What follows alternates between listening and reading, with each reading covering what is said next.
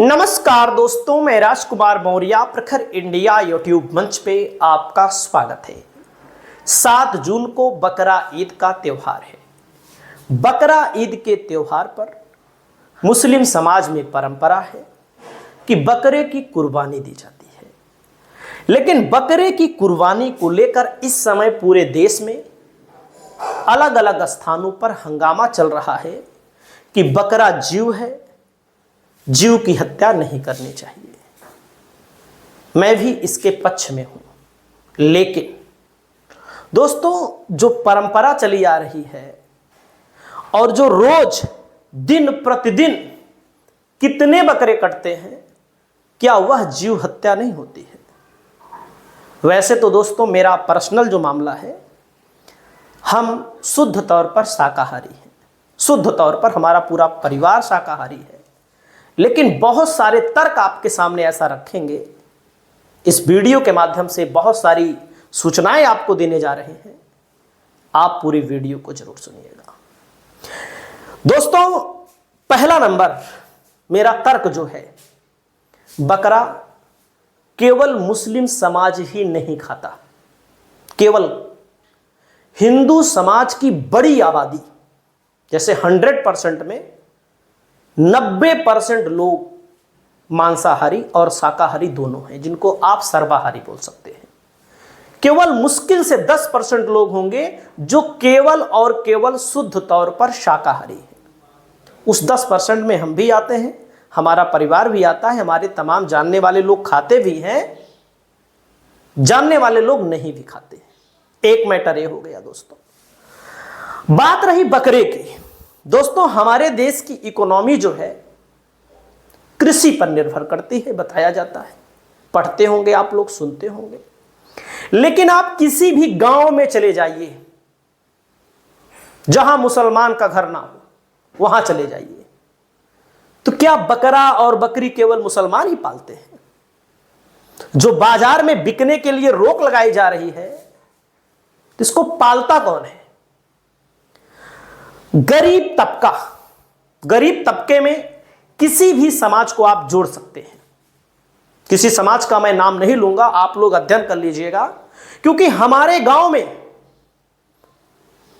हमारे इलाके में वे लोग बकरी और बकरा पाले हुए हैं जिनके पास खेती का साधन नहीं है, जिनके पास आय का स्रोत नहीं है, जो गरीब हैं, लाचार हैं, उनको काम कोई नहीं है। गांव के गलियारों में आप चेक करेंगे तो आपको हिंदू समाज के अधिकतर लोग मिलेंगे जिनके घर बकरी और बकरा पाला गया है।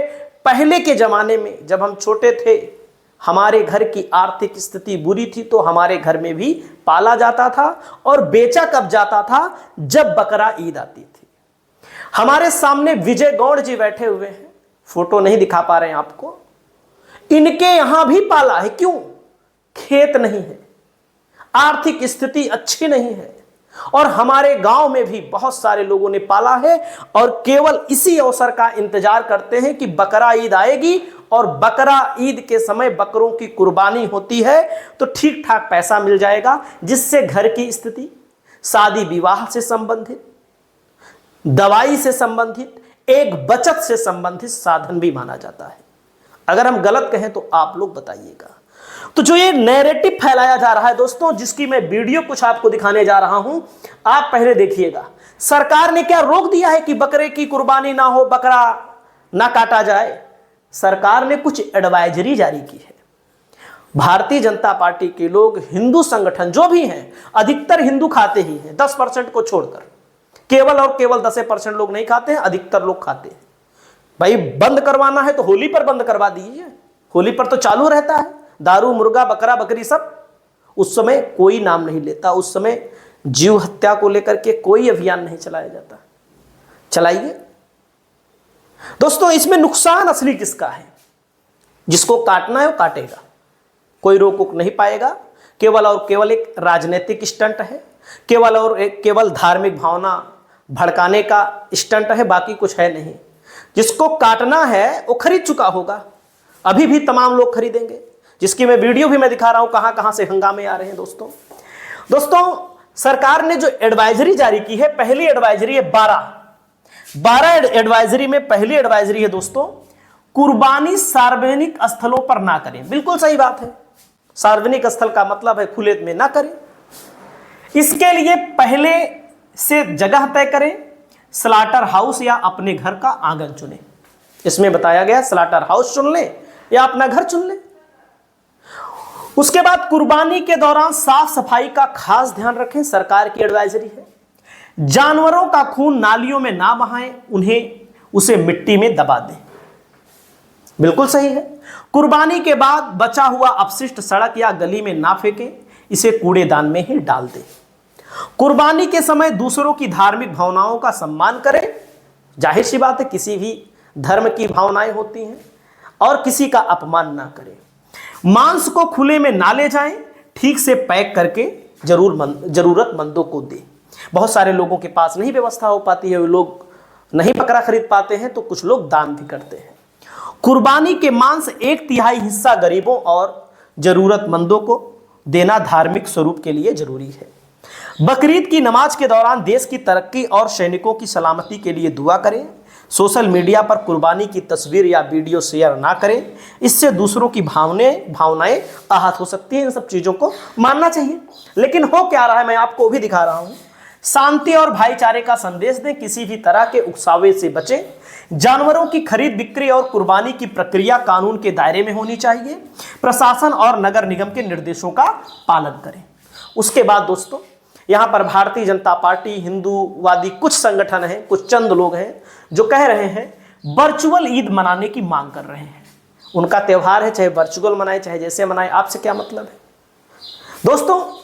उधर बकरीद से पहले महाराष्ट्र में वर्चुअल ईद का मुद्दा तूल पकड़ रहा है। मंत्री नीतीश राणे ने पर्यावरणविदियों और पशु अधिकार कार्यकर्ताओं पर निशाना साधते हुए कहा कि उन्होंने वर्चुअल ईद मनाने की अपील क्यों नहीं की।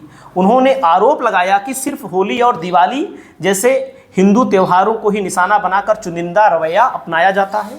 उन्होंने कहा कुछ लोग हमें पर्यावरण की फिक्र करने का हवाला देते हुए त्योहारों के दौरान पटाखे या रंग का इस्तेमाल ना करने की सलाह देते हैं। अब वे कहाँ चले गए। बकरीद को वर्चुअल तरीके से मनाने की अपील की जा रही है। पशु प्रेमी कहाँ हैं जो होली या दिवाली पर त्योहारों पर सही तरीके से वर्चुअल तरीके से मनाने की अपील करते हैं। दोस्तों जाहिर सी बात है, अगर ऐसा नहीं होता है, कुर्बानी नहीं होती है, बकरों की खरीद बिक्री नहीं होती है, तो नुकसान किसका होगा? उस गरीब का होगा जिन्होंने बकरी जी आई है, बकरा जी आया है। और अभी हमारे विजय गौड़ जी कह रहे थे, तो भाई अगर इतनी ही दया है, जो लोग अपील कर रहे हैं, तो जो लोग बेचने जा रहे हैं मुसलमानों को छोड़ दीजिए। हिंदू संगठन के लोगों से अपील कर रहे हैं हम खुद कि जो गरीब जो अपने यहां बकरियों को पाले हुए हैं, उनके यहां ही जाएं, खरीद लें, खुद अपने घर में जिया लें। तो दोस्तों इस मामले को लेकर मैं आपको दिखा रहा हूं, कई जगहों पर ऐसी घटनाएं आती हैं। उत्तर प्रदेश के गाजियाबाद से खबर आई है दोस्तों। जब गाजियाबाद से खबर आई है, गाजियाबाद में हिंदूवादी संगठनों ने गौमांस के आरोप में ट्रक को जलाया। पुलिस के सामने ही मांस से भरे ट्रक में आग लगाई। ड्राइवर क्लीनर को पीटा। ट्रेन में कथित तौर पर गोमांस ले जाने का आरोप है। पुलिस ने सैंपल जांच के लिए भेजा है। कई जगहों पर दोस्तों खुद लोग दंगा भड़काने के लिए, अलग अलग चीजों को करने के लिए फेंक आते हैं। उसके बाद में पता लगता है क्या? बाद में पता लगता है किसी दूसरे ने फेंका। और देख सकते हैं दोस्तों, मैं आपको और दिखा रहा हूं यहाँ पर देख सकते हैं गोवंश के आरोप में मुस्लिम बुजुर्ग के साथ कैसे प्रताड़ना की जा रही है। इसका भी वीडियो वायरल हुआ है, ब्लर कर दिया गया है। आप लोग देख सकते हैं किस प्रकार से मतलब की हरकतें की जाती हैं। बाकी दोस्तों बकरा ईद की जो बात है, और महाराष्ट्र में बकरा ईद को लेकर के 3 से 8 जून तक पशु बाजार बंद करने का निर्देश दिया गया है। गौ सेवा आयोग का निर्णय 7 जून को मनाई जाने वाली बकरा ईद को मद्देनजर लिया गया है। आयोग ने 27 मई को भेजे गए पत्र में बताया है कि 4 जून से और 8 जून तक बकरा बिक्री पर, पशु बाजार पर रोक है। तो दोस्तों इस प्रकार से जो चीज़ें हो रही हैं गाजियाबाद के लूनी के विधायक आप देख सकते हैं नंद किशोर गुर्जर ने क्या कहा है। नंद किशोर गुर्जर ने भी बकायदा लेटर वगैरह लिखा है। ग्रामीण जोन को पत्र लिखा है। अपने पत्र में भाजपा विधायक ने कहा है कि बकरीद पर किसी भी जीव या गोवंश की हत्या न की जाए। शांति व लोगों से अपील है कि वह पुलिस प्रशासन की मदद करें। देख सकते हैं दोस्तों, तो इस प्रकार से लोगों के भीतर कैसे जहर घोला जा रहा है और इनको कोई कुछ मतलब नहीं, इनको अपनी राजनीति चमकानी है, अपना चेहरा चमकाना है। बाकी जिसको जो करना है वो कर रहा है। हाँ, कानून के दायरे में रहकर करे तो बेहतर ही रहेगा। आपकी क्या राय है, आप अपनी राय बताएं। नमस्कार।